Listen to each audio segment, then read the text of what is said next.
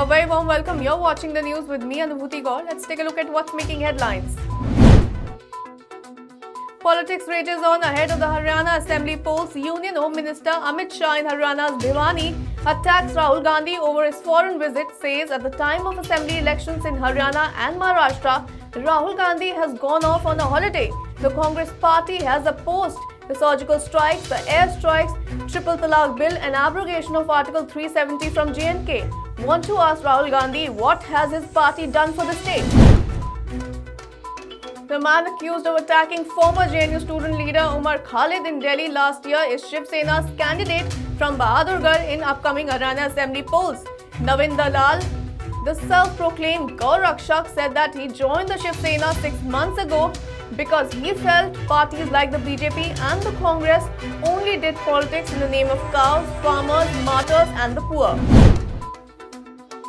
A Diwali cheer for the government employees as the dearness allowance for central government employees will be raised by 5%. Some of the 50 lakh government employees will benefit from the government move, effective from July. The decision was approved today morning at a cabinet meeting headed by Prime Minister Narendra Modi. The dearness allowance will be raised from 12% to 17%.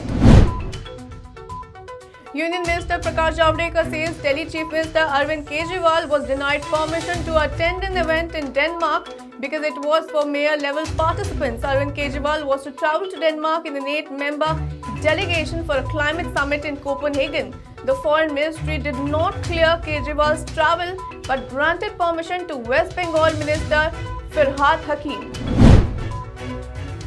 The Chinese President Xi Jinping says watching the situation in Kashmir would support Pakistan in issues related to its core interests. Xi told Pakistan Prime Minister Imran Khan during a meeting in Beijing that the right and wrong of the situation was clear. Also added that the parties should resolve the dispute by a peaceful dialogue. Beijing slams US decision to restrict visas for Chinese officials linked to the repression of Xinjiang Muslims, called on Washington to withdraw the measure.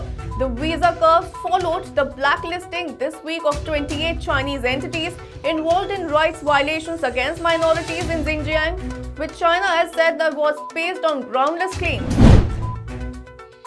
China has confirmed President Xi Jinping will be visiting India for the second edition of the Indo-China Informal Summit in Chennai on October 11th and 12th.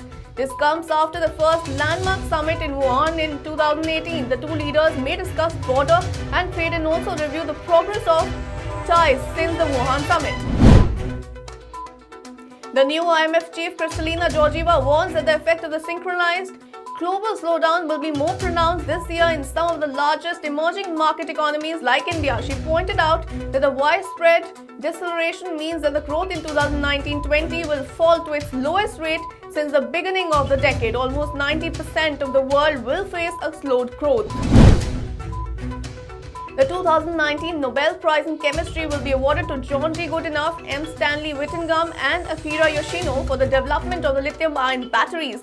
The Nobel Committee said that this year's chemistry laureates have laid the foundation of a wireless, fossil fuel-free society. That's all in this bulletin. The news and updates will continue on the other side.